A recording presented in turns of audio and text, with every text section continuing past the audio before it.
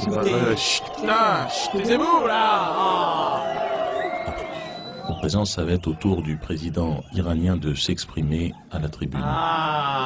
Il monte lentement les marches, toujours vêtu de ce petit blouson beige, si sympathique. Moi, Mahmoud Ahmadinejad, président de la République islamique d'Iran, j'en appelle à Dieu Tout-Puissant. Par sa grâce, je vous demande d'éteindre votre portable. Toute sonnerie intempestive serait dommageable pour le spectacle. Très dommageable. Par la grâce de Dieu Tout-Puissant, je vous souhaite une bonne soirée. Rions ensemble contre le sionisme. Et vive la Palestine.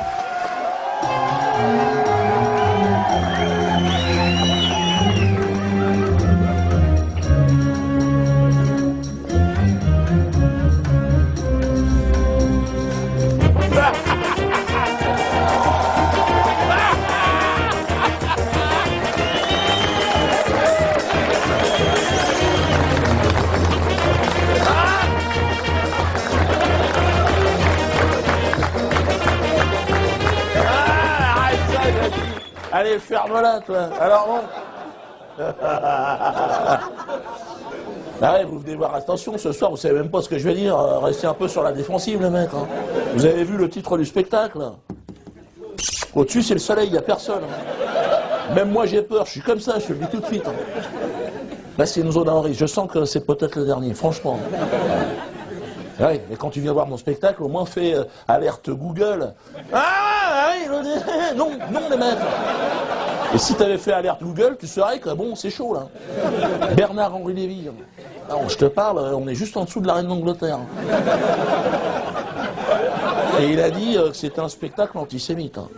Donc, ouais, toi tu t'en fous parce que t'es habité par le diable. Et je veux dire, c'est chiant. Hein. JSS News, l'organe de propagande de la communauté juive.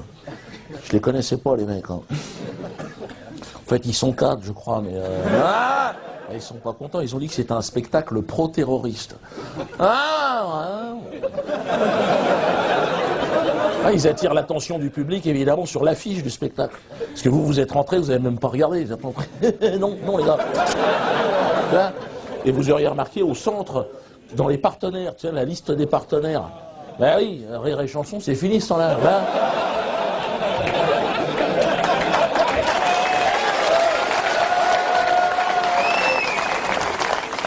Les JSS News, ils sont scandalisés par le petit logo jaune du Hezbollah. Ils aiment pas. Hein. De toute façon, je les avais tous mis. Il y a le Hamas, il y a tout le monde. Hein. Et à l'extrême droite, ils aiment bien ce mot-là. Ils disent, vous reconnaîtrez le guide spirituel de Dieudonné, Mahmoud Ahmadinejad. Ah, ils l'aiment pas, Mahmoud, ils l'aiment pas. C'est vrai qu'il est taquin aussi, mais je veux dire, ils l'aiment pas. Je sais pas, le prénom, il y a quelque chose. Hein, ils aiment pas. Et JSS News, SS News, je vais les appeler comme ça. Ah, c'est plus court et ça leur ressemble plus. SS News. Ils ont dit, ils appellent tous les défenseurs de la dignité humaine, c'est-à-dire pas vous, à envoyer un courrier immédiatement au ministre de la Culture, mon ministre de tutelle. Hein. Frédéric Mitterrand, mais on est tranquille, l'autre, à mon avis, à cette heure-ci, il est en Thaïlande.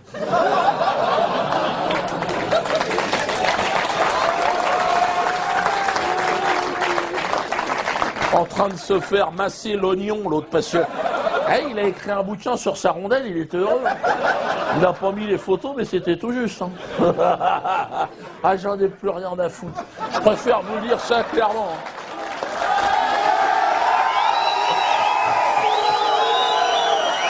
Bon, alors, ce soir, on va rigoler. Hein.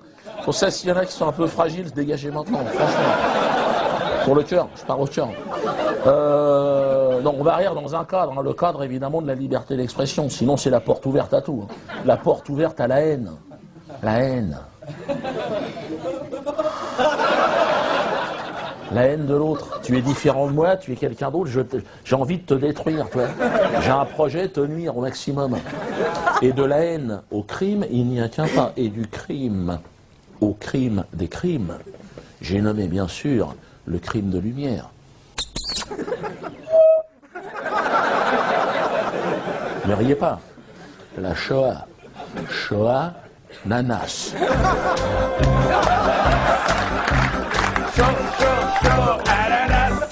Mais arrêtez, putain! Vous êtes filmés, c'était un piège! Oh putain, les mecs! Vous êtes malades ou quoi, les gars? L'autre, il sort le week-end, mais t'es malade, les gars! T'as reçu une éducation ou quoi, toi? Non, vous m'attirez vers le bas, les mecs. À part vous, monsieur, qui êtes resté de marbre. J'ai vu avec un regard un peu hostile. Ah, c'est bien, c'est bien. Vous êtes juif, peut-être, non? Il a raison, le mec. Attends, c'est grave ce qui se passe. Quant aux autres, ne rêvez pas. Tsahal vous écrasera comme de vulgaires flottilles. Hein. Oui, mon vieux, ne rêvez pas. Vas-y, continue à te foutre de ma gueule. Et nous ne nous laisserons plus faire. Regarde-moi dans les yeux, jamais, t'entends? Oui, nous, je me suis reconverti ce matin, figure-toi. Hier soir, j'étais mal, franchement. Je me suis senti habité par la haine.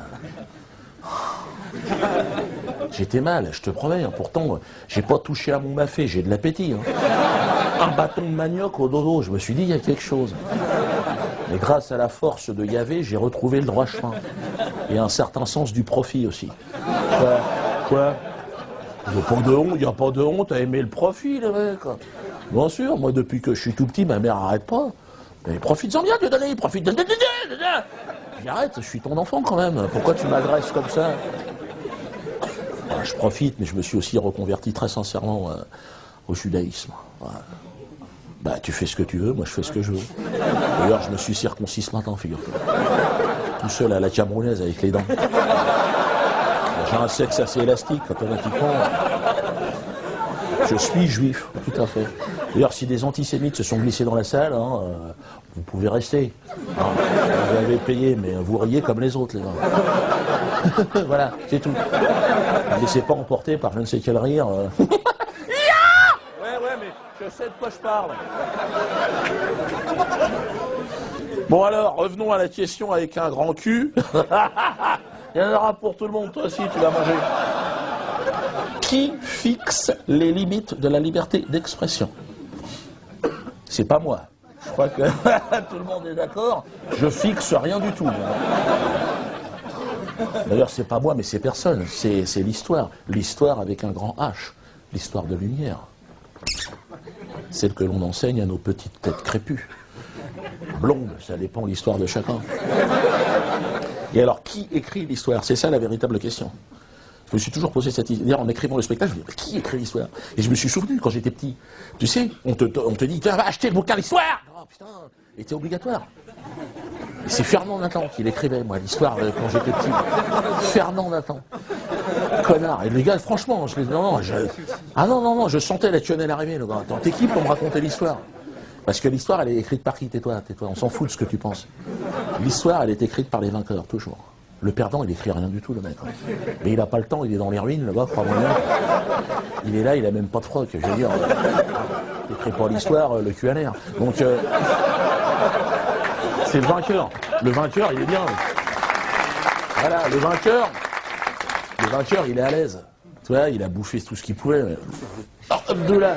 Alors, ramène un stylo qu'on écrive un truc. Et elle est là pourquoi, l'histoire? Légitimer le pouvoir en place, systématiquement. Et donc moi, comme je n'ai jamais fait partie du bon côté du manche, l'histoire, j'en ai rien à foutre. Et je cache pas que je m'en fous, mais je m'en tartine le fion à un niveau... J'ai toujours eu 0 en histoire. Une fois, j'ai eu 1. Ah, j'ai dit, attention, Dieudo. Faut choisir ton camp. Et je vais en choquer plus d'un ce soir. Hein.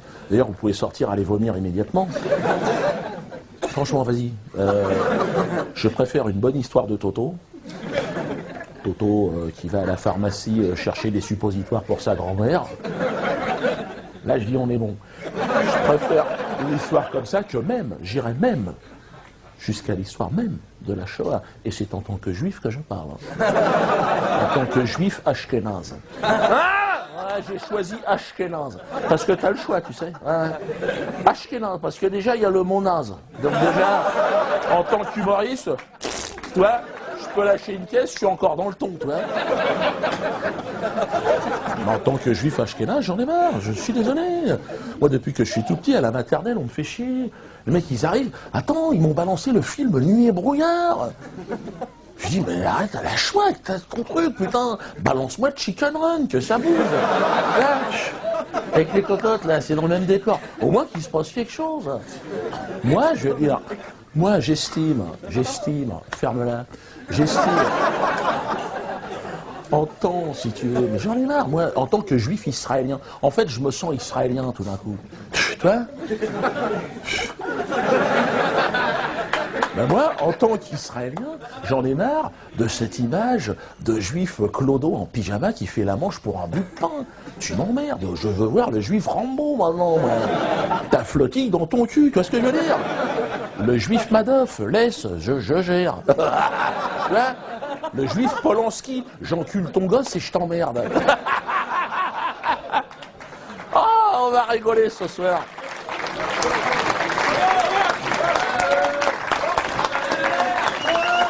Faites très attention avec l'histoire. J'ai vu qu'il y avait des jeunes, faites attention les jeunes. L'histoire c'est casse-gueule. Moi j'ai un pote, 80 piges, le mec il s'est fait baiser, hein. Il s'est fait couillonner. Hein. Ah il a perdu lourd, il a tout perdu. Hein. Lui il s'est mis dans la recherche historique. Ça c'est le truc, c'est le hors-piste. Là le gars, l'histoire tu la prends, tu la bouffes. Hein, et tu fermes ta gueule. L'autre il est parti tout chou, se sent le bonnet, imagine. Première bosse, il s'est mangé un sapin, c'est clair. Attends.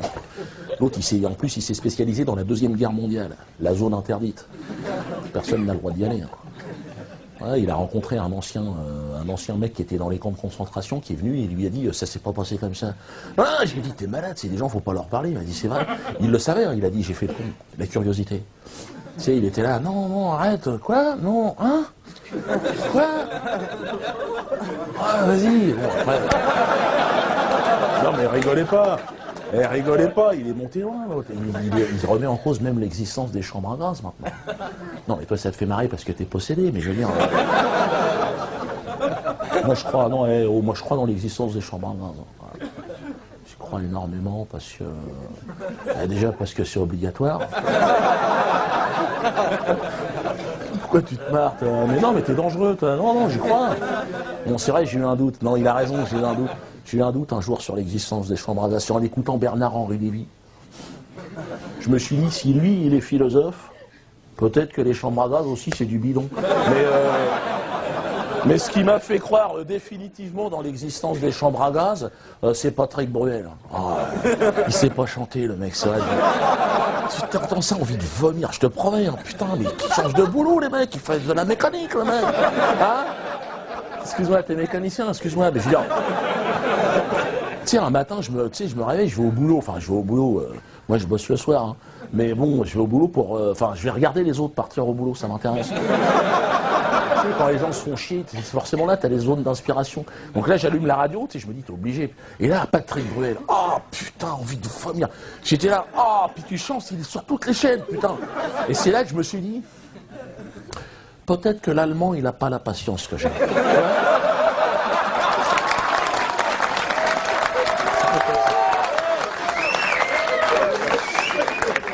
Tant pis, il est bricolo, l'allemand, tu vois. Fin de matinée, il t'a pondu une chambre à gaz juste pour se libérer les oreilles. C'est une théorie comme une autre. Hein. Elle sera pas enseignée en CM2 l'année prochaine, celle-là, c'est sûr. Non, le révisionnisme, voilà le sujet interdit sur scène.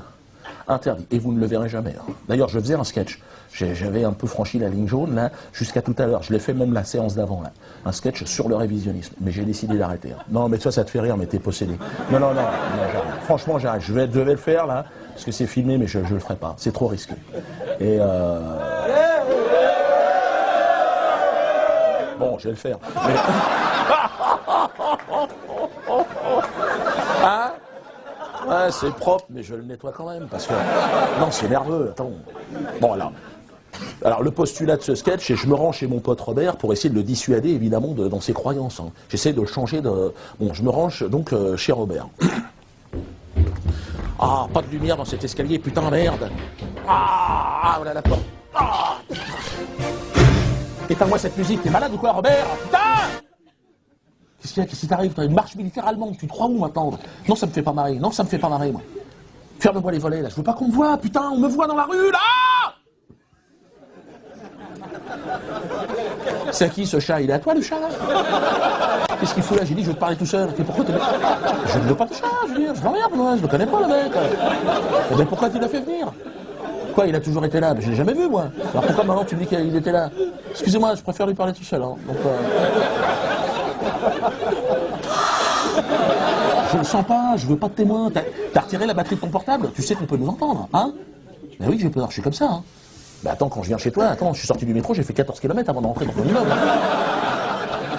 Je suis tombé sur un mec de la Lycra, il distribuait des tracts, j'ai eu peur. Putain, le mec il m'a regardé. Heureusement que j'avais une photo du soldat Chalit. Ah, j'en ai glissé une petite de 14. Mais... J'étais pas fier. Hein. J'ai fait le test avec ta gardienne d'immeuble, elle aussi, elle est sur les nerfs. Hein. Une portugaise, je me suis dit, il y a de la marge. Ah non, elle est sur... Attends. Elle était pas... J'ai dit, il est où la part de Robert? Elle était comme ça. Non, mais strash, non, strash. J'ai dit, mais je te demande pas s'il y a des tâches, de quoi tu parles? J'ai l'impression que je demandais la planque de Ben Laden, elle était terrorisée, l'autre. Portugal! J'ai dit, reste là, elle avait préparé une petite valise en carton, elle voulait se cracher, l'autre. Une ancienne chanteuse, j'ai rien compris, elle se fait raconter quoi? Oui, j'ai peur, oui, j'ai peur. Bien sûr que j'ai peur. Si j'ai un portrait dans mon salon de Simone Veil, t'imagines bien que c'est pas pour l'esthétique, hein? Je collabore, moi je suis pas Jean Moulin, je te le dis tout de suite. Oui, j'ai appris, Christiane nous a appelé ce matin. Ton propre fils qui demande à changer d'ADN. Non, je me marre, excuse-moi, mais attends, il s'était déjà fait changer la gueule, changer de nom, le mec il veut plus rien avoir à faire avec toi, mais... Ouais, mais Robert, putain, réveille-toi là, oh! Tu nous emmerdes avec tes histoires de chambre à gaz, des juifs, tout ça, arrête, putain! Il est où le Robert d'il y a 20 ans qui jouait au mot croisé Force 4? Hein? Qui nous mettait une branlée à la belote? Tu fais chier le monde là! Passe à autre chose, putain! J'ai envie de te mettre des claques pour te réveiller, des fois. Mais oui, mon vieux, t'es là de... Non! Écoute, Robert, ferme-la. Robert, tu parles ou je parle? Parce qu'à ce moment-là, je rentre chez moi. J'ai un pote haïtien qui pratique le vaudou. Bon, on y croit pas là-dedans. Hein. Il m'a dit que tu serais peut-être envoûté par l'esprit d'un ancien nazi qui serait revenu sur Terre afin de mettre au clair certaines affaires. Bon, je n'interviendrai pas là-dedans. Il peut peut-être te désenvoûter. J'ai besoin de 3 poils de pubis dans une enveloppe. Écoute, Robert, si je fais ça, c'est pour Christiane et pour les gosses. Hein. Moi, j'en ai rien à foutre de ça. Hein. Qu'est-ce qu'il fout là, ce chat? Pourquoi il revient maintenant? Dégage! Mais je le sens pas, avec la clochette, il y a un micro, je sais pas ce qu'il y a. Moi, je suis sur les nerfs, évidemment, je suis sur les nerfs. Mais la vérité... J'ai envie de te cracher à la gueule. Mais la vérité, mais on s'en fout de la vérité. Tu crois quoi de la vérité, toi? Il n'y a pas de vérité dans ce monde. C'est le mensonge, Robert. C'est le mensonge qui dirige le monde. Hein? Apprends à mentir. Hein?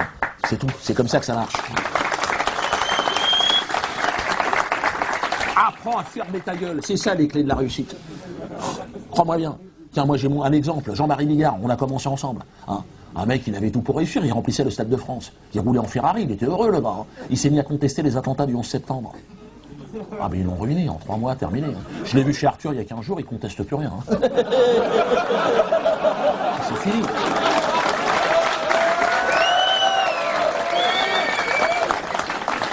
Tu dois collaborer, putain. On est juste de la main d'œuvre. Regarde-moi. Ma femme, Nathalie, tu sais qu'elle est prof de collège. Bon, cette année, elle a accompagné les classes de 3e à Auschwitz. Pourtant, tu sais ce qu'elle en a à foutre de ces histoires-là. Eux, dans sa famille, ils ont collaboré quelque chose. Hein. À côté, t'es une majorette, excuse-moi de te parler comme ça. Son grand-père, Nathalie. Ah bah attends, la légende voudrait qu'il ait rempli 500 trains à lui tout seul. C'est les Allemands qui lui ont dit « Lève le pied, Jeannot, on peut pas suivre ».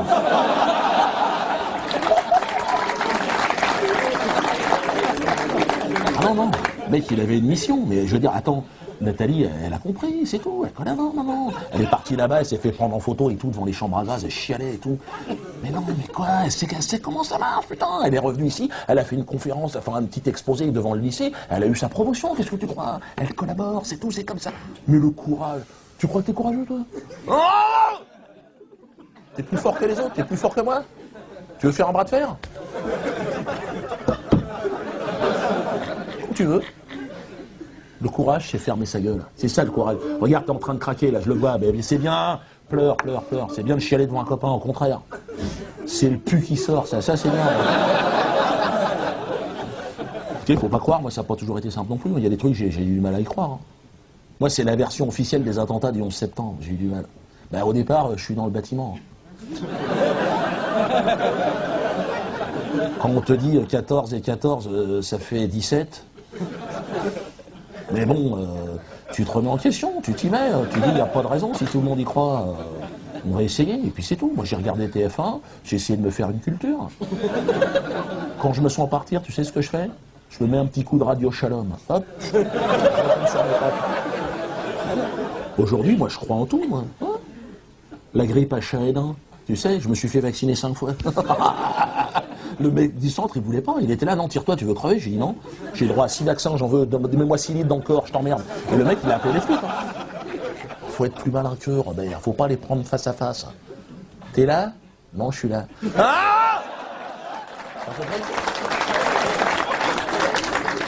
Moi, j'ai une carte au PS, j'ai une carte à l'UMP. Tu comprends ce que je suis en train de te dire? J'ai une carte au Front National et à la LCR. Quoi qu'il arrive, je suis du bon côté du manche. Robert, je m'en fous. Écoute-moi. Pour éviter de me faire glisser une quenelle, tu sais ce que je fais? Je m'en mets 2 tous les matins. Voilà.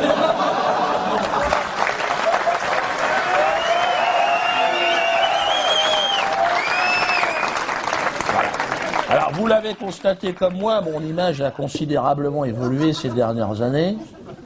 Je suis devenu un islamo-bamboula hystérique, islamo-fasciste. C'est la dernière nouveauté, ça. Ah, pourquoi pas? Bon, alors, s'il y a des jeunes humoristes qui se lancent, c'est sûr qu'au départ, c'est pas évident. Ça te ferme quand même les portes de certaines émissions de télé, hein, faut être honnête. Moi, j'en ai plus rien à foutre, mais par contre, ça t'ouvre les portes de l'international, attention. J'ai rencontré les plus grands infréquentables de la planète. Voilà. Je suis là pour vous en parler ce soir. Damas.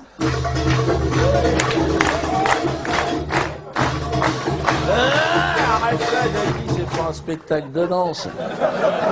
C'est un peu, Damas, c'est le Saint-Tropez de l'infréquentabilité. Hein. Tous les coins de rue, t'es là, oh, il n'est pas recherché par les États-Unis. C'est là-bas que j'ai rencontré Hugo Chavez. Hugo Chavez, président du Venezuela. Ah, Titoro, tu vois le gars.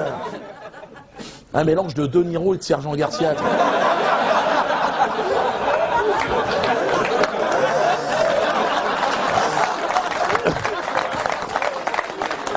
Il avait une petite cape violette, je te jure, on aurait 10 euros. Un cavalier. Ouais, je chante, ferme-la. Oh, vers l'aventure, Hugo. Son nom, il le signe à la pointe de l'épée. D'un H, je veux dire, Hugo. Ah! Hugo, Hugo.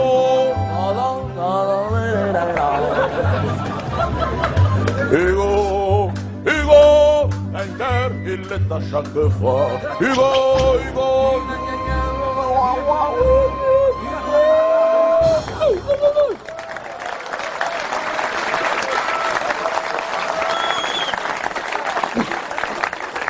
Ah, c'est un pote syrien qui me l'a présenté. Monsieur Chavez, Dieudonné Mbala Mbala. Que Mbala Mbala. Que tal? Africano, hein? Miami africano, hein? La musique africana, hein? Sarkozy, hijo de puta.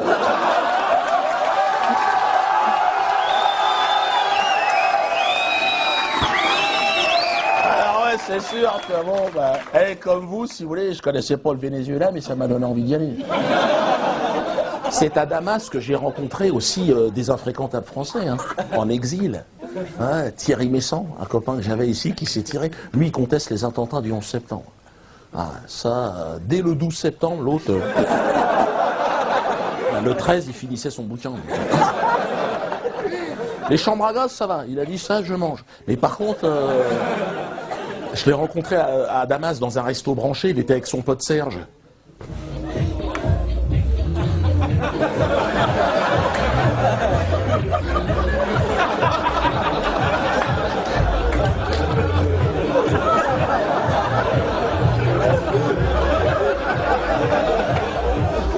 Salut Diodo, bah viens, bah assis-toi, je te prie, ça fait plaisir. Tu sais, parler un peu le français, Quoi? Une seconde Serge, je parle avec Diodo, ça va? Hein? Ah bah non, mais ça c'est clair que, bien sûr, enfin, il n'y a jamais eu d'avion dans le Pentagone. Et je continuerai à le dire, pas plus que dans la tour numéro 7 du World Trade Center, au passage. 40 étages qui se sont effondrés. Avec les réserves d'or fédérales. Une seconde. Non, qu'est-ce qu'il y a à Serge? Je parle. Non, je ne te ferai pas l'amour sur le carrelage. Qu'est-ce qu'il y a? Parce que nous sommes dans un resto, et dans un pays musulman, tu te souviens quand même, non? Où la fornication en public n'est pas encouragée. Qu'est-ce qu'il y a? L'implication d'Israël dans les attentats du 11 septembre.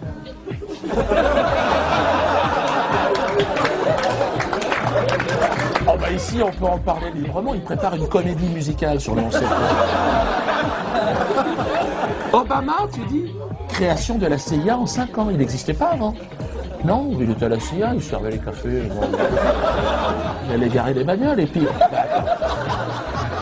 il fallait bien un nègre président pour faire oublier l'imposture, l'escroquerie du 11 septembre. Enfin, qui avait causé des millions de personnes de morts et puis détourné des milliards, faisant de Bernard Madoff un petit joueur de bonne taux. Excuse, Serge, qu'est-ce qu'il y a? C'est à Damas que j'ai rencontré des cadres du Hezbollah. Ah, alors là, on n'a pas le droit d'en parler. Là, pas de musique techno. Hein. J'ai essayé à un moment donné. J'en ai vu un, je fais ça va? Ah, le mec m'a dit non, assis-toi, on s'en fout de ça. Et donc, alors le Hezbollah, on n'a pas le droit d'en parler parce que c'est une organisation classée terroriste. Donc malheureusement, ah non, je peux pas. C'est en France. Mais non. Ils ont été classés terroristes. Alors je sais pas qui fait le classement, c'est vrai, parce que je sais pas comment ça marche, si c'est les matchs à l'extérieur qui comptent double, je sais pas. Parce que franchement, sur place, moi j'ai pas vu ça. Hein. Moi franchement, je vous le dis, hein, j'ai des amis du Hezbollah, hein, très bons amis, et les mecs se sentent pas du tout terroristes. Hein. Franchement, j'ai demandé, hein, mais tu te sens terroriste? Bon. Tu veux un thé? Ah, tu veux un thé? Tu veux un peu le temps? Non, on n'est pas du tout dans... C'est plutôt ceux d'en face qui sont vus comme des terroristes. Hein. Moi, j'ai pas de parti pris, hein, mais... Si, attends, l'antité-sioniste, comme ils l'appellent là-bas, hein. Attends, ils sont méchants. Moi, j'y suis allé après des bombardements. Les mecs, ils bombardent tout le monde, là. Comme ça, on sait pas. La guerre préventive, en plus, toi, les mecs, les faux culs, les menteurs. Guerre préventive. Le mec, il balance tout ce qu'il peut, il n'y a plus rien. Hein. Mais... c'est préventif. L'Israélien, il est menteur. Et la guerre propre, il fait. Alors, c'est pas propre au sens où il y a moins de sang sur le champ de bataille. Hein, dans autant. Il faut des bottes, sinon t'en as plein les chaussettes. Mais c'est propre au niveau, je dirais, moral. C'est-à-dire, l'Israélien va faire la guerre? Ça va. Ça va, ça va Moshe? Qu'est-ce que t'en penses? Elle est propre, cette guerre. Et puis c'est propre quand tu es dans l'aviation de Tsahal, parce que tu n'as même plus besoin d'être dans un avion, c'est des drones. Tu es chez toi, ton bureau c'est propre évidemment, hein, tu as un joystick, une coupe de champagne. Une seconde Rachel, je suis au-dessus de Gaza chérie. Mais oui, je balance du phosphore blanc, ramène-moi les pistaches.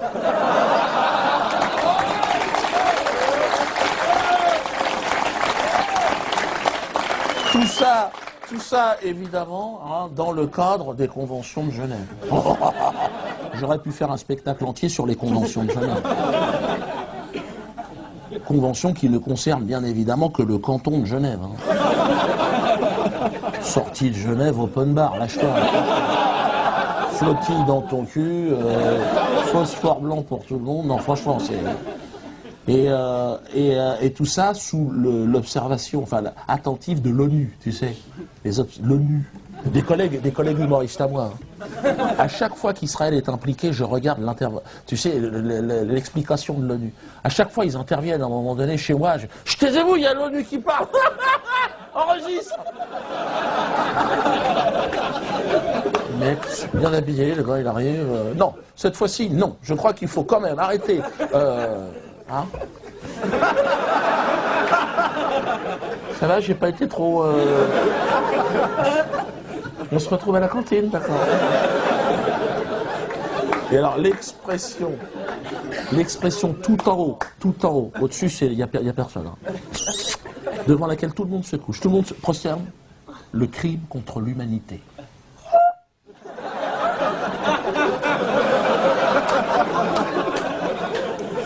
C'est une expression qui est née en 1946 à Nuremberg. Avant, il n'y avait pas eu de crime contre l'humanité. Non, c'est pas rétroactif comme concept. Hein. Non, non. Les Indiens d'Amérique, non, ben non. De la délinquance. Excuse-moi, oui, je sais, mais... Hein, l'esclavage des Noirs, pareil. Des risques interethniques. De la bagarre. De la bagarre.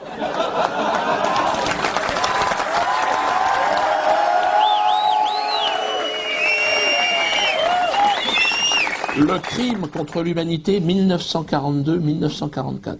Oui, jackpot. Alors, je sais, certains vont me dire, Dieudonné, attention, est-ce que ce genre de discours devant un public pas averti, est-ce que ça n'est pas incité à la haine, t'es un antisémite? Non, je ne suis pas antisémite, que les choses soient claires. Ah, bon, toi, ça te fait marrer. Non, je suis pas antisémite. Déjà, j'ai pas le temps. Et c'est ce que je disais. C'est ce que je disais à un passant juif l'autre jour que j'ai croisé. Enfin, je pense qu'il était juif. Le mec avait une kippa, hein, donc à moins que ce soit un jeune humoriste qui se lance. Et le mec m'a capté immédiatement. Il m'a vu, tu sais, il est en liberté, qu'est-ce qui se passe? Alors moi, c'est vrai, comme je suis un peu taquin, tu sais.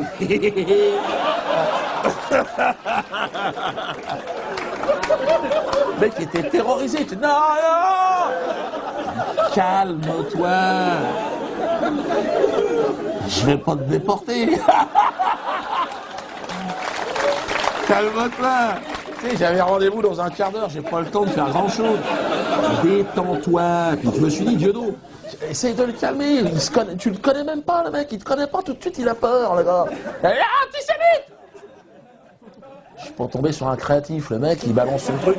Je lui dis, fais un effort. Je dis, d'accord, si tu veux, si t'as besoin, il n'y a que des antisémites, des méchants tout autour. Calme-toi. Et là, il me fait, t'as pas honte? Écoute, je fais un pas vers toi, fais un pas vers moi. Je dis, putain, honte de quoi? De ma race? Hein, ta mère la pute, de quoi tu parles? J'ai pas dit ta mère la pute, j'ai pas dit. J'ai les gardé pour moi. J'ai dit d'accord, j'ai honte, alors j'ai honte. J'ai honte, putain, j'ai honte. Là, il m'a dit, ouais, mais t'en fais trop, tu te fous de ma gueule. Bah, j'ai dit, évidemment que je me fous de ta gueule. Tu me laisses pas le choix, réfléchis. Honte de quoi? Puis là, il était parti. Là. Alors, perdu pour perdu, je me suis dit, je vais le pousser dans ses retranchements. Bah, je suis taquin, le mec, il veut jouer au con, il est quand même tombé sur une 5e dan. Agimé. Alors, mais j'y vais en souplesse, ouais, bon, je t'emmerde, faut quand même que tu saches. Et bon, mais toi, je le mets à feu doux, le mec. Ouais. Bon, dès que j'arrive à ébullition, automatiquement, je mets les pattes. Donc, alors je le laisse partir, tu sais, il commence à sortir, bon, les fondamentaux, hein. Ouais, non, ma grand-mère, tu sais, sa grand-mère dans les camps de concentration, tu sais, en pyjama avec les numéros sur les poignets. Donc là, je me dis, c'est le moment de porter les stockades. Tu te décales, tu piques, tu comprends? Le mec, je lui dis, il faut que je te dise, ta grand-mère, j'en ai rien à foutre, on va commencer le changement. Et je vais même te dire, je lui pisse à l'arrière. Bien évidemment, je n'aurais jamais pissé sur une déportée, bien évidemment. J'étais pas né. Et donc... Mais je lui dis, qu'est-ce que tu m'emmerdes avec ta grand-mère? Est-ce que je te fais chier avec ma grand-mère, qui est morte grillée sous le napalm de l'armée française au moment de l'occupation du Cameroun? Et là, le mec, il fait, quoi? Je te parle de ma grand-mère? Tu me sors le livre de la jungle?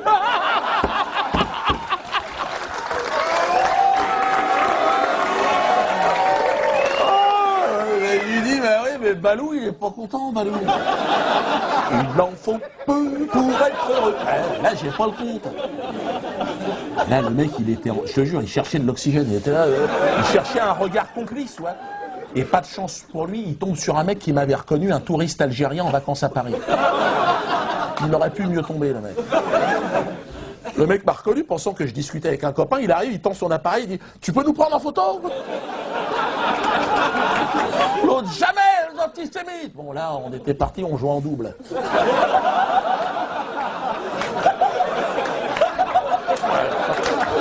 Il a pas touché une balle, t'imagines? Il chialait, ah, antisémite!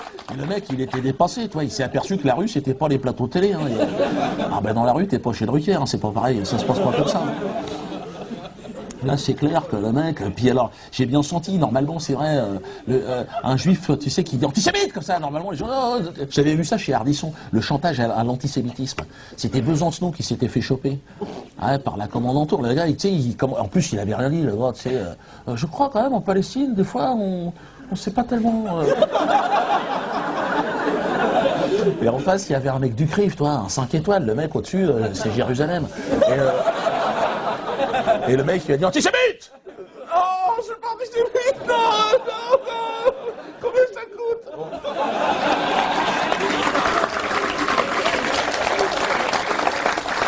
Et le deuxième effet qui se coule, le mec, j'ai bien vu, c'est le nègre qui baisse pas le regard. Ça, il n'était pas habitué, le mec. Hein. Ouais. Le délit de regard, l'apartheid en Afrique du Sud, c'était pareil. Ah, c'est comme en Israël maintenant, hein. C'est l'apartheid, c'est-à-dire le délit de regard, t'as pas le droit. Le noir qui était pris comme ça, qui était flashé, oh, retraite permis, fini. Et le mec, toi, ce qui est fou, c'est que pour lui, il s'est barré, je suis un antisémite, alors que c'est lui qui vient m'emmerder. Alors, est-ce que se défendre lorsque vous êtes agressé par un juif, est-ce que c'est un acte antisémite? Ouais, c'est ça. Est-ce que c'est, tu sais, dans les actes, ils référencent et à la fin, tu vois, on paye dans les impôts. Est-ce que c'est ça que... C'est une question que j'ai posée d'ailleurs à Khaled Meshal, patron du Hamas. Je l'ai rencontré. C'est vrai que j'ai rencontré tout le monde. Et c'est vrai que lui, il a été expulsé de chez lui par des juifs, donc le chantage à l'antisémitisme, c'est vrai qu'il n'est pas... non. J'ai parlé, j'ai dit, mais quand on me dit t'es antisémite...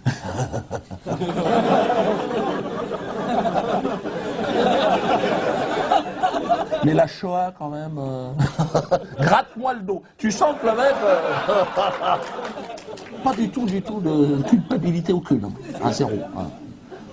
Pour ceux qui ne connaissent pas, c'est un peu, si tu veux, le général de Gaulle de la Palestine. Hein. C'est-à-dire, il veut libérer son peuple, mais avec une barbe blanche et le Père Noël plutôt. Bon, dans la hotte, des requêtes. Hein. Par contre, c'est pas un concept one-man show. Hein. C'est je descends dans la cheminée, mais dans les chaussons, des requêtes. Hein. Les gars, amusez-vous. C'est vrai qu'ici, on n'a pas le point de vue du Hamas, jamais. C'est ça qui est dommage. Hein. Ouais, ici, c'est Bernard-Henri Lévy et Kouchner, donc c'est chiant. C'est toujours la même chose. Israël. Bon. C'est vrai que Khaled Meshal, c'est intéressant. Au moins, moi j'ai passé 2 heures, j'ai vraiment discuté. Hein. Franchement, il m'a raconté la tentative d'assassinat dont il a été victime. 2 agents du Mossad. L'agent du Mossad, faut le savoir, c'est pas un mousquetaire. Hein. C'est pas demain matin à l'aube. Non.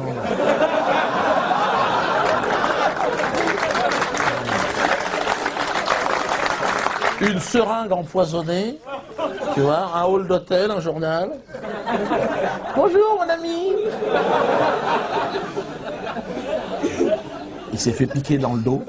Les deux, ils l'ont piqué dans le dos. 2 dans le dos, bon, c'était signé. Et alors, pas de chance pour eux, il y avait le garde du corps de Khaled, un costaud, hein, un gars, c'est vrai qu'il était né pour faire ce métier. Et il les a chopés, les 2. Et je lui ai dit, mais comme, les 2? Il m'a dit, ouais, comme ça. Il m'a dit, l'agent du Mossad, quand t'as la main dessus, c'est un poulpe. Il n'y a rien dedans. Il n'y a rien, c'est vide. C'est vide. C'est pas moi, je le jure sur la vie de ma mère. Je le jure sur ma mère. Alors les seringues sont tombées par terre automatiquement. C'est pour ma consommation personnelle, monsieur. Et après, il m'a raconté la tentative. Ça, c'est un drone, ça. Et, il m'a raconté la tentative d'assassinat. La tentative d'assassinat, la négociation. Ah ouais, la négociation pour obtenir l'antidote après. Il fallait échanger les 2 agents du Mossad contre l'antidote. Alors les agents du Mossad appellent, allô, ouais, ça a foiré. Ouais, ils sont pas contents là. Il y en a, le gros arabe là, il est pas bon. Hein, faut balancer l'antidote, hein, bien sûr. Quoi, Chronopost? Non, ça va être trop long, le mec fait la grimace. Non, faut penser fax, balancer la recette par SMS, hein, parce que là on est mal. Et là, Khaled Meshal prend le téléphone, il dit non, avant toute chose, vous allez libérer Cheikh Yassine. Ah, tu vois, c'est des combats héroïques ici, on peut même plus comprendre. Quand tu vois Kouchner à la télé, automatiquement, tu n'imagines pas, lui, la vie sur la table, dire non, libérez d'abord Rachida Dati. Tu sens que tout le monde va crever tout autour, les Français, tout le monde. Vite, mon vaccin, vite. Cette fois-ci, a-t-il sent comme ça? Bon, c'est pas le sujet. Le sujet, évidemment, c'est dans ce coin du monde que j'ai rencontré Mahmoud. Bah, pour beaucoup, l'incarnation de Lucifer, quand on entend les médias ici, le glisseur de quenelle du siècle. Là, je l'ai vu l'autre jour. Voilà, il était sur la frontière libanaise la semaine dernière. À New York, 15 jours avant. À New York, il est arrivé, quenelle, prenez, mangez-en tous, attention. Ceci est mon corps livré pour vous, pauvres pêcheurs. Il a les attentats du 11 septembre, une organisation américaine, israélienne. Oh, j'étais là. Oh, Jésus. J'ai compris très rapidement, moi, que c'est à partir du moment où Bush, Merkel, Blair, tout ce ramassis de merde lui crachait à la gueule, je me suis dit, ouh, c'est lui le patron. Donc, je lui envoie un CV.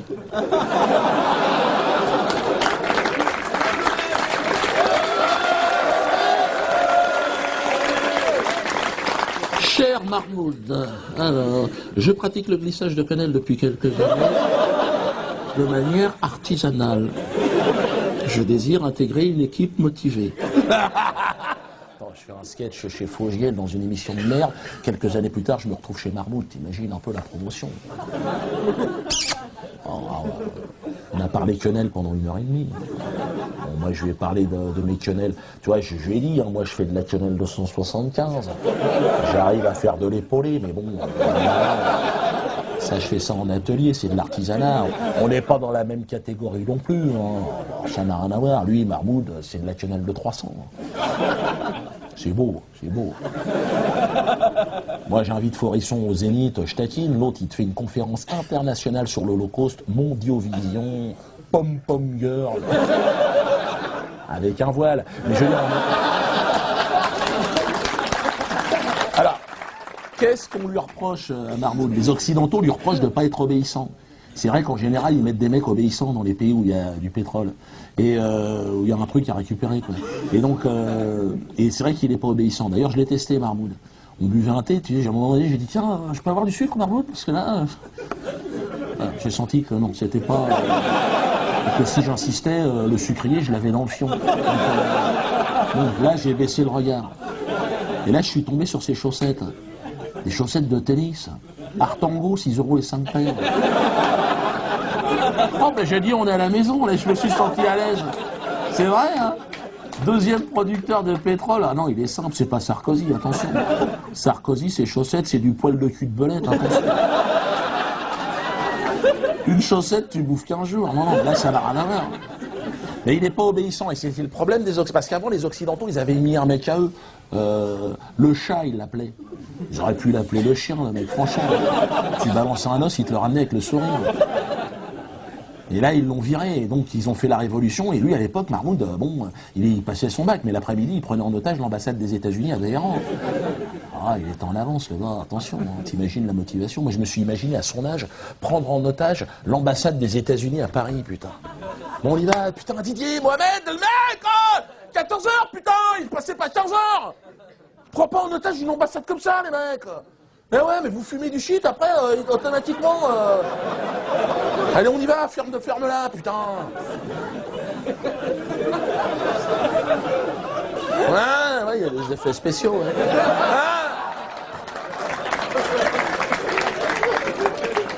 Tiens, je te mets un petit vent contraire, même. Allez, j'arrête, gourmand. Bonjour, madame. Bonjour, madame. Pardon? Vous êtes la secrétaire de l'ambassadeur, madame? De son excellence. C'était toi. Excellent, excellent. Pardon?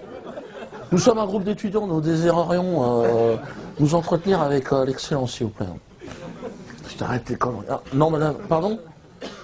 L'objet de la rencontre? Qu'est-ce qu'il raconte, hein? Il faut un objet pour la rencontre? Un cadeau, il veut quoi? Ah ouais, non, voilà. Voilà, c'est pour le voir, pour voir vraiment comment ça se passe exactement, pour voir... Voilà, avec l'excellence, puis voir quand est-ce qu'il envisage de dégager, parce que là, on n'est pas content. Non, laisse là, je suis chaud, là. Quoi? Non, c'est pas une blague, madame, je pense pas avoir la gueule d'Anne Roumanoff, on est d'accord? Dans le sac de sport, il y a des armes. Enlève, Stéphane, enlève la mitraillette. Non, non, du tout. Bien joué. Quoi? C'est lui, c'est l'excellence. Tais-toi, tais-toi. Mais ça va, je vais pas le taper. Regarde-moi. Mais je suis chaud, regarde-moi, regarde-moi, regarde-moi. C'est toi l'excellence, ferme-la. Maintenant, c'est moi qui parle, ok?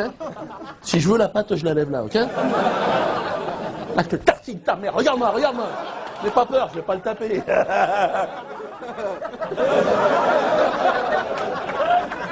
Je te la fais courte. Depuis que vous avez débarqué en Normandie, tu casses les couilles, l'excellence, ok?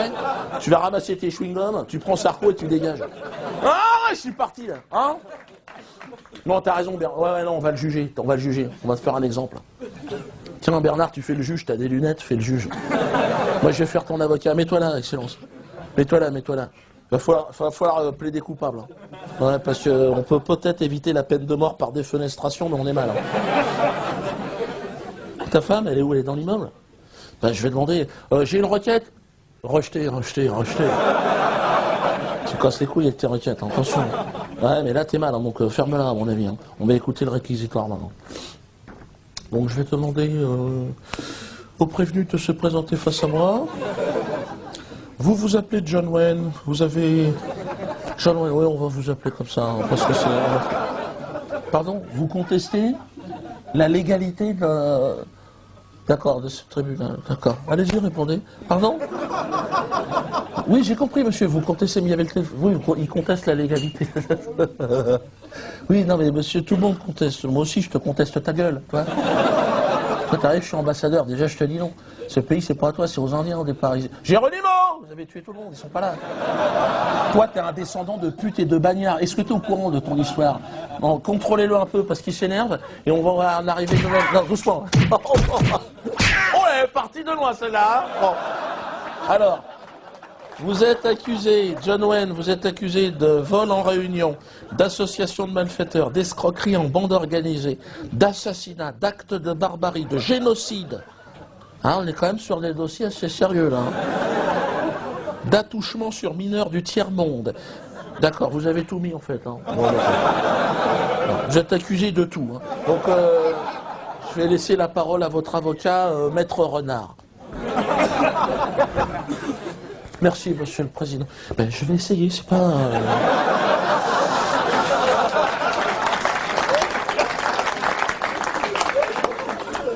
Ah, là, on est mal, hein.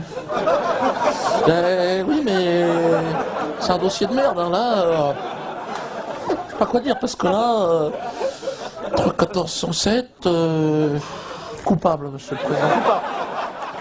Non, parce que dans son esprit, il a une circonstance atténuante. Moi, je lui ai dit, ferme-la, ça va être pire. Mais lui, il voit, il est américain dans sa tête. Il me l'a dit plusieurs fois. Il voit la statue de la liberté. Je dis, mais ne parle pas de cette merde. Ils auraient pu nous la faire comme ça. Mais on n'a rien à foutre de ta statue. L'autre, il est là, il se sent américain. Il se sent... pour lui, il est bien. Il arrive en Irak. Ça va, les gars? Bon, il y a la démocratie ou pas ici? Bon, après, il tue tout le monde, il vole tout. Mais je veux dire... Peine de mort, tout à fait, monsieur le président. J'essaye, hein? Simplement que la peine de mort soit réalisée dans le cadre des conventions de Genève. Ou de Rungis, si c'est pas possible.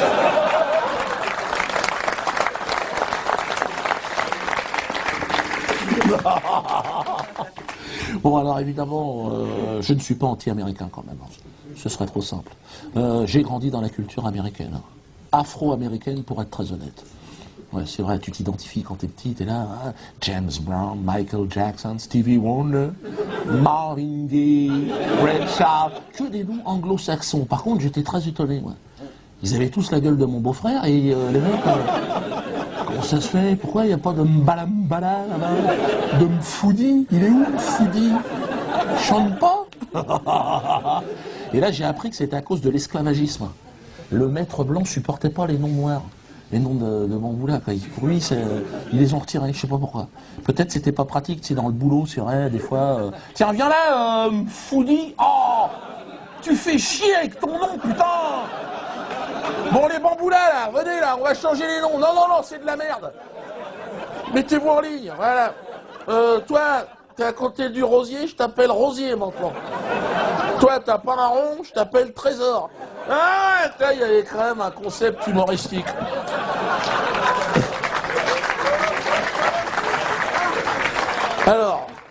Alors évidemment, le sketch qui va suivre, justement, c'est ça. C'est un plateau débat entre un maître et son esclave. J'ai toujours voulu faire ça. Hein, et puis aujourd'hui, bon, bah, je fais ce que je veux. Donc, alors évidemment, ça demande un petit peu d'imagination de la part du spectateur. Hein. Pour ça, toi, tu vas avoir du mal, à mon avis. Franchement, il reste. Hein, maintenant, c'est bientôt la fin. Alors évidemment, l'animateur de cette émission est un personnage contemporain que j'ai appelé Marc-Olivier Fillon.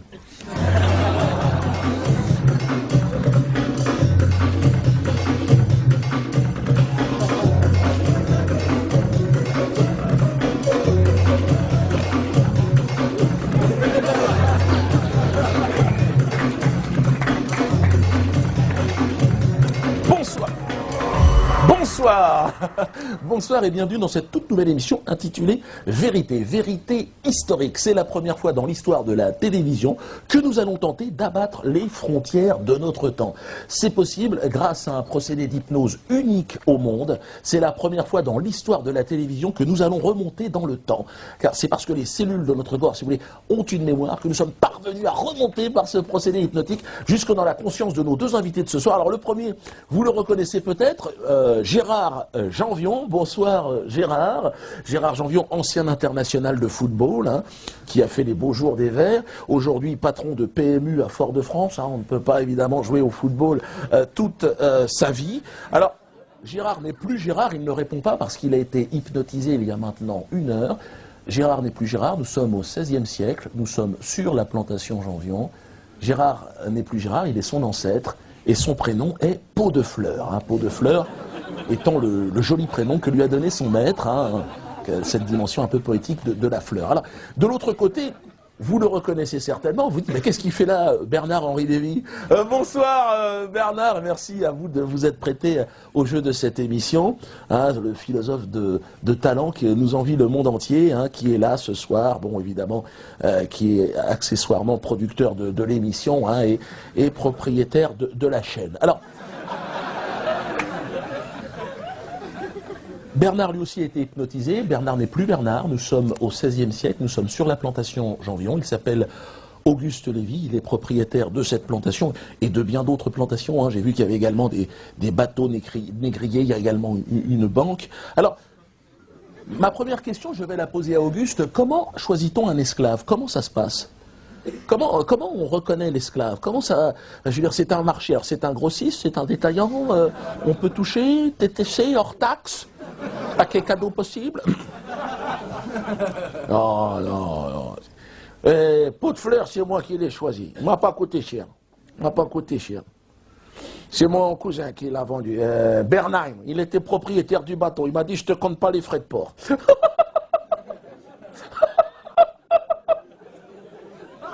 Mais ça serait à refaire, je prendrais un nègre kénésien. Ah. Puis là, il est fatigué, il est malade. Vous entendez, il tousse et tout ça. Je prendrais, si je refais, aujourd'hui j'achète le nègre qu'on fait d'élevage. Oui, oui. Le nègre d'Afrique, il est méchant. Ah, sauvage.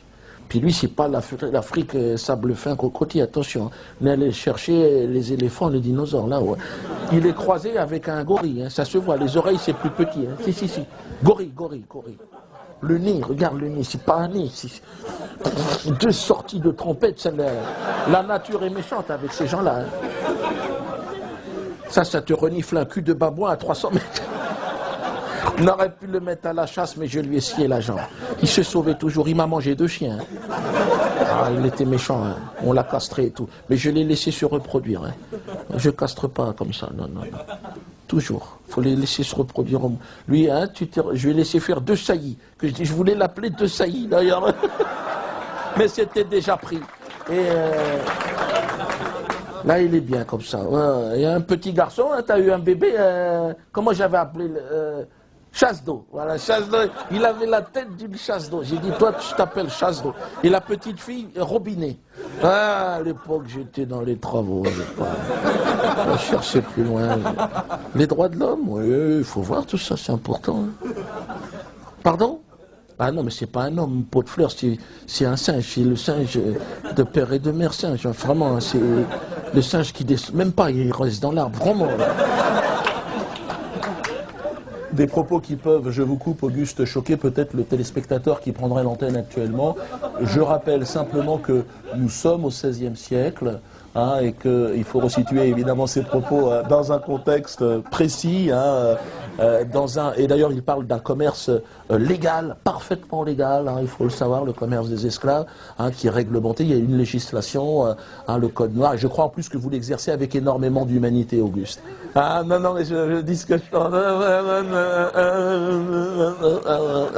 Alors, je vais me retrouver vers Pot de Fleurs. C'est intéressant aussi d'avoir le point de vue de l'esclave. Alors comment ça se passe, ce Pot de Fleurs, pour nous caler quand je suis allé aux Antilles faire du jet ski? Comment ça se passe?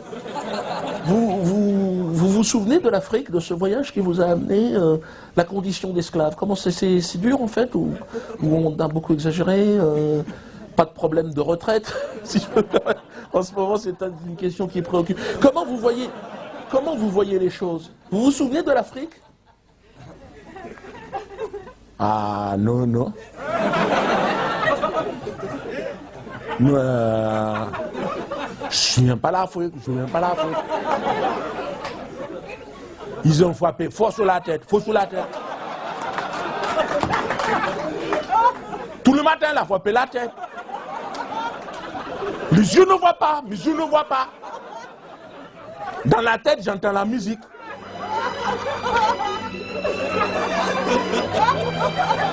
Georgia, Georgia, maman ça, maman foussa. Non, je n'aime pas cet homme. C'est un mauvais maître. Il a vendu mon enfant. Il a vendu chasse d'eau. Moi, je vais rester avec chasse d'eau. Moi, je crache sur cet homme. Il a fait la grossesse à Goubinet. Je préfère aller sur la plantation d'un chrétien. Qu'est-ce que vous êtes en train de dire, là? Je préfère aller sur la plantation d'un chrétien. Qu'est-ce que c'est? Voilà, on me fait signe en régie, attention, là. Hein, ce sont des propos qui incitent à la haine, j'ai l'impression. Hein, votre statut d'esclave ne vous intéresse pas tout, attention. Hein. On me fait signe en régie, bien sûr. La LICRA vient d'appeler. Ah bah oui, oui. Un procès va être intenté, bien sûr, par la LICRA, par M. Guerlain, c'est normal. Enfin, et croyez-moi bien que ça va vous coûter cher quand vous allez vous réveiller, Gérard. Hein. Je crois que le commerce, il va falloir le vendre, là. Attention, ce sont des propos inqualifiables. Je suis désolé, Augustin, par ce dérapage. La bête immonde est toujours présente. Ah, elle est tapie dans l'ombre, hein, elle surgit. Ça va aller? Je sens que vous êtes touché. Hein. Vous voulez un peu d'eau, peut-être? Ou un massage des lombaires, quelque chose? Vous voulez conclure? Ah, ça va. Toi, pot de boudin, tu vas voir tout à l'heure. C'est dur. Esclavagisme, c'est dur. C'est pas mon genre de pleurnicher, mais on en a souffert. Des fois, je me dis, j'aimerais être à leur place. Je vous le dis directement. Ah, eux, ils sont bien, ils chantent. Maman Foussa. Moi, je chante pas Maman Foussa, moi. Mais c'est joli, je m'arrête de temps en temps sur le bord du champ, j'attends, j'ai dit, c'est joli. Quand la canne à sucre, ça ne marchera plus, il faudra les faire chanter. Hein? Il y aura encore un billet à faire.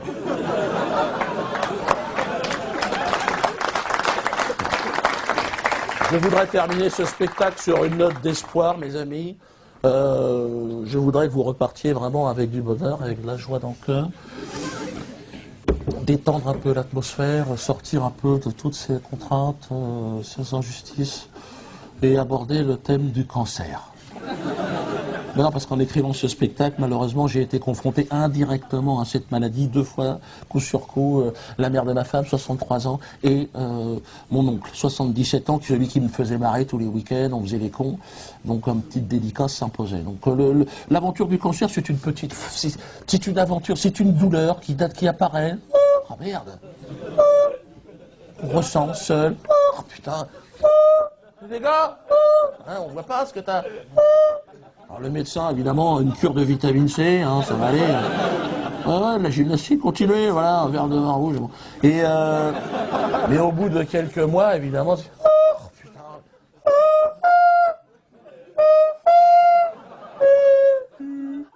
Voilà.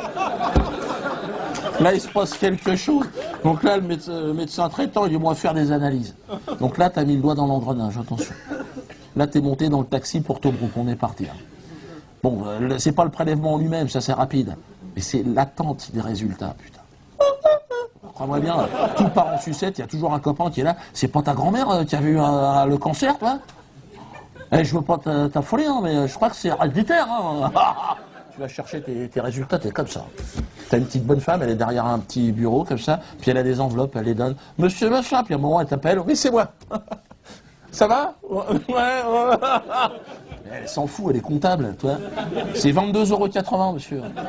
Chèque, espèce, carte bleue, je connais pas, là, je suis pas médecin. Donc là, tu te retrouves avec tes résultats, mais si t'as pas fait chinois première langue, attention. Cosinus, sinus, ça n'a rien à voir. Là, c'est vraiment cotangente sur l'infini, c'est écrit en grec. Hein.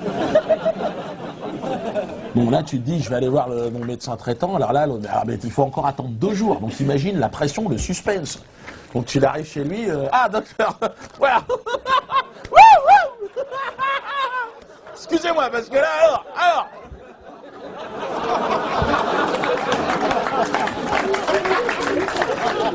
Alors l'autre il prend tes résultats, mais l'autre c'est un joueur de poker, attention. Ça va, hein. Il y a marqué cancer à toutes les lignes, on est d'accord. Ça clignote en rouge, c'est le plan de Las Vegas qu'il a sous les yeux. Et l'autre il connaît toute ta famille, il va pas te dire que tu vas crever dans 6 mois, toi. Puis il n'y connaît rien dans cette maladie, il ne veut pas passer pour un incompétent. En même temps, il est payé 22,80 €. Hein, faut qu'il lâche une info. Toujours au conditionnel. Hein. Sous réserve d'analyse complémentaire, hein, vraiment de voir, on ne sait pas. Il semblerait quand même qu'il y ait la présence d'une petite tumeur cancéreuse. Le mot est lâché. C'est-à-dire que c'est le coup de tampon sur la carte de membre. Tu es agréé. Même si tu n'as pas le cancer, tu peux le développer. Et là, le médecin, si tu veux traitant, lui, il faut que tu dégages, parce que lui, c'est pas son truc. Hein. Il connaît rien, il veut pas, toi. Donc là, il va passer la main à un complice, le spécialiste. Spécialiste du cancer. Spécialiste de quelque chose qu'on ne connaît pas. Mais le mec, tu vas le voir, tu lui dis, on ne connaît pas le cancer. Non, d'accord. Et donc, vous êtes spécialiste de ça.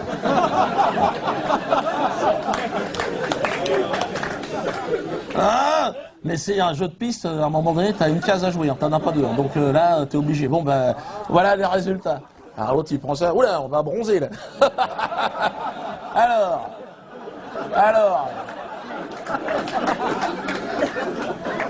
Foutu. Bon, alors. Et l'autre, c'est toujours des blouses blanches, mais c'est Armani. Attention, le bureau de la Cajou. Et là, on est là. Alors. Vous avez de la chance, il existe un traitement révolutionnaire. C'est-à-dire qu'on n'a même pas commencé à soigner le truc, lui il est déjà dans la révolution. Et révolutionnaire s'entend évidemment 2 gouttes de citron dans la purée, ça change le goût, terminé. Lui c'est des expériences qu'ils font avec les laboratoires. Lui c'est révolutionnaire pour lui, le spécialiste, ça va lui permettre de changer de bateau cette année, toi. Mais toi, non. Ah, si en même temps tu dis j'ai quand même accès au traitement révolutionnaire. Que le chauve de 30 kilos que j'ai vu en salle d'attente, mais bon, quelque part qu'il aille se faire enculer. Balance la sauce révolutionnaire. Petit excès d'optimisme qui va très vite disparaître avec la première chimio. Ouais, le mot est lâché, tu connais. Attention. Pot de peinture orange. L'idée c'est de te faire un tour de circuit avec cette merde. Tu dis, si je me mets ça dans le sang, je vais finir en barbe à papa. C'est pas faux. Hula huppe, barbe à truc, plus un cheveu. Les sourcils dans les godasses. Merde. Ah non, attention, t'as des taches vertes, des taches jaunes qui arrivent, ça fait rire les gosses, c'est sûr, mais essaye d'aller choper un crédit avec cette gueule-là à ta banque. D'ailleurs, ton banquier, il te fait signe, vous pouvez rendre la carte bleue, le chéquier? On sent que tu vas devenir taquin. Tu perds 30 kilos si tu les as, plus la monnaie. Attention, là, faut pas compter. Toute la déco, ça part en sucette. Et tu as rendez-vous tous les 15 jours, évidemment, chez le spécialiste. Hein, il t'a dit, hein, si vous ne venez pas, ça sera pareil. Mais tu remets ton costume, c'est comme si t'enfilais une couette. Hein. C'est là, si t'as un vent contraire sur le chemin, on est mal. Si t'as fait de la voile, tu peux tirer des bords, tu peux te démarrer. Sur un trottoir de 120, faut être malin. Donc là, tu arrives chez le spécialiste, tu te remets ton petit cheveu. Alors, docteur, on en est où? J'ai oublié de te dire, tout ce côté-là, c'est fini.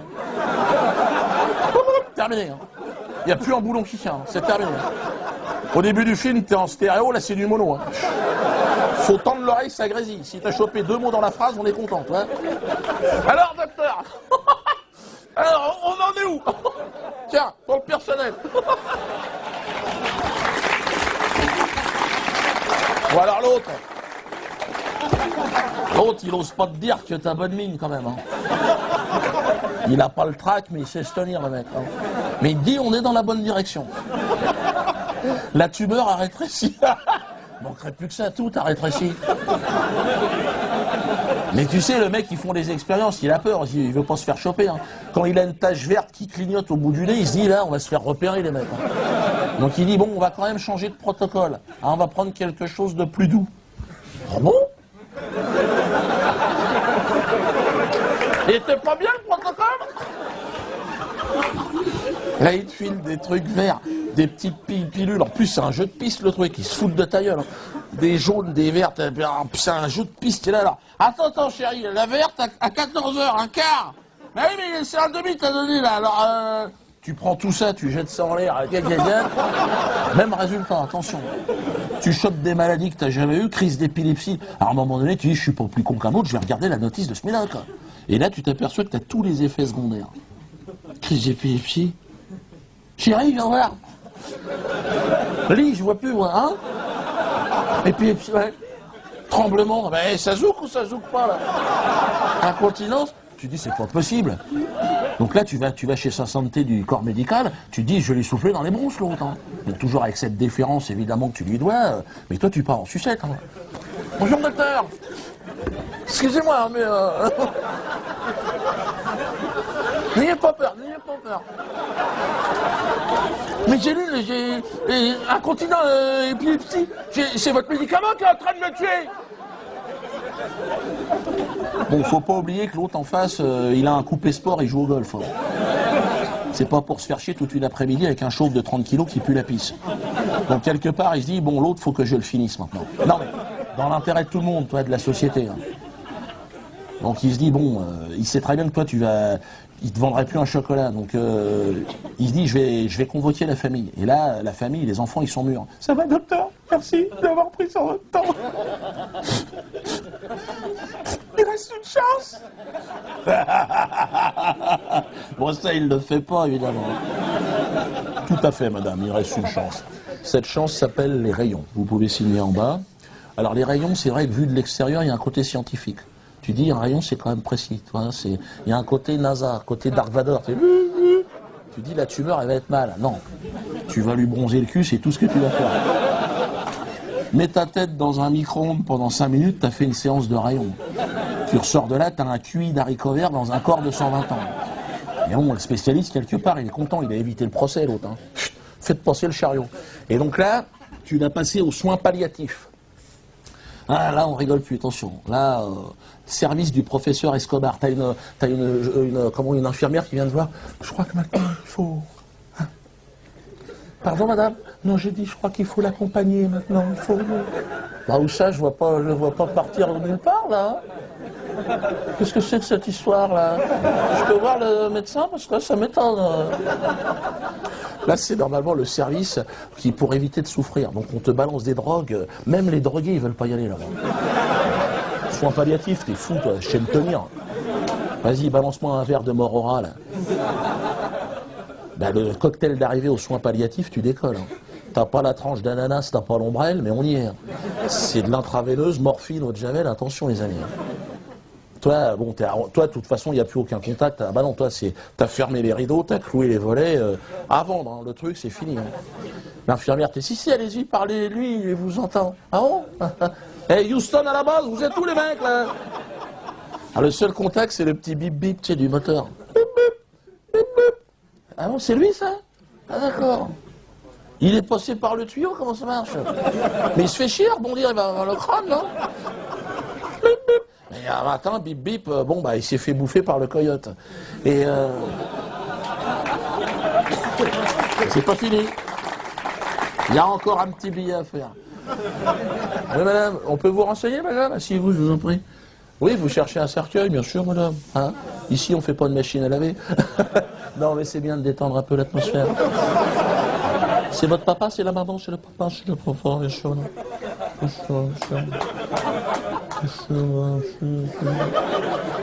Tout à fait, madame, tout à fait. Ça, c'est normal. C'est normal, madame, c'est normal. Le cercueil à l'entrée, 700 €, il est pas mal. Oh, il est pas mal. Non. Madame, vous voulez mon avis? Non, madame. Laissez tomber. Cela, on est juste au-dessus du sac poubelle. Je préfère être honnête avec vous, madame. C'est des cercueils qui sont prévus pour les SDF, madame. C'est pris en charge par les mairies. Hein, donc. Mais on peut ouvrir on peut remplir un dossier SDF pour votre papa, si vous voulez. Voilà, je crois que ça serait pas raisonnable. Donc on va... Voilà, là on est sur des modèles beaucoup plus intéressants. Là, vous soulevez le cercueil, au moins, le fond reste. Donc on est... Voilà, les bois sont beaucoup plus jolis, on est sur des modèles, voilà, la cajou, non, la cagette, toujours, madame, hein, c'est des bois de récupération, il faut penser à la planète, madame. Hein. Donc, voilà, autrement, voilà, le modèle, je vois que vous avez là, allez-y, regardez, madame, là, c'est sûr, 15 000 € payable en 100 fois, hein, je préfère le dire, voilà. Il y a toujours moyen de s'arranger, hein, il y a peut-être des espèces, des choses, bon. Et donc, voilà, tout à fait, plus large. Vous savez, madame, c'est ce que je dis toujours. Quand il y a de la route, c'est bien d'avoir un peu d'espace aux genoux. Hein. On est quand même... Le petit sac, le kit de survie, madame, le kit de survie, hein, qu'on met dans les modèles prestigieux comme ça. Hein.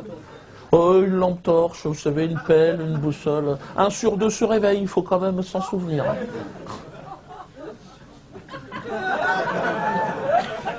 Allez, salut tonton.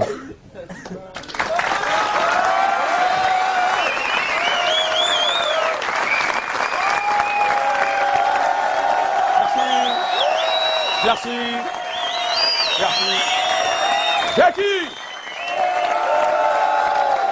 Jos, Ahmed, Bonnie, Merlin, Noémie, Thierry, Jean-Marc, Gérard, Thierry. Ah, c'est bon, c'est simplement l'équipe technique.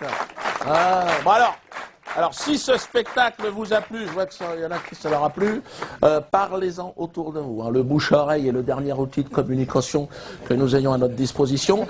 Pour ceux qui désirent les DVD des 2 spectacles précédents, ils sont d'ores et déjà interdits à la vente. Hein. C'est la première fois depuis Louis XIV. Ah, à l'époque, c'était des DVD en bois, bien sûr. Ils sont disponibles à la sortie, donc n'hésitez pas à les récupérer. Quant à celui-là, ben, on est en train de le tourner, donc il sera disponible, bien sûr, dans quelques temps. Ceux qui n'ont pas mangé peuvent le faire. Il y a aussi des petits stickers, vous voyez, quand Joss vous tend les stickers. Faites attention, prenez-en quelques-uns, ne vous faites pas choper avec le sticker. Col chinois terminé. Dans les chiottes, au boulot, discretos, hein, franchement. Alors, quant à moi, le temps de me changer, et je vous retrouve dans le hall pour signer quelques autographes. Et il ne me reste plus qu'une chose à vous dire. Merci pour votre fidélité, mes respects à vous, chapeau bas.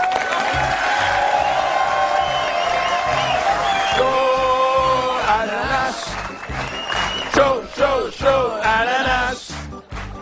Tu me tiens par la Shoah, je te tiens par l'ananas. Chaud, ananas. Il ne faut pas oublier, y'a moyen d'obtenir chaud, ananas. Chaud ananas, chaud abricot, chaud anisette, chaud asticot, chaud artichaut, chaud à la fraise, chaud à la glace, chaud chocolat, chaud ananas. Chaud ananas. Tu me tiens par la Shoah, je te tiens par l'ananas. Chaud ananas. Ananas chéri, je ne t'oublierai jamais. Tu as tant souffert, et pour tout ce que tu as enduré, nous demandons réparation. Qu'il te soit donné un pays au soleil et des millions de dollars pour les millions d'ananas déportés dans leur jus, pour les millions d'ananas privés de leur famille. Chantons à jamais Shoah, chaud ananas. Chaud ananas, ananas, chaud ananas, ananas, chaud ananas, chaud ananas, chaud ananas.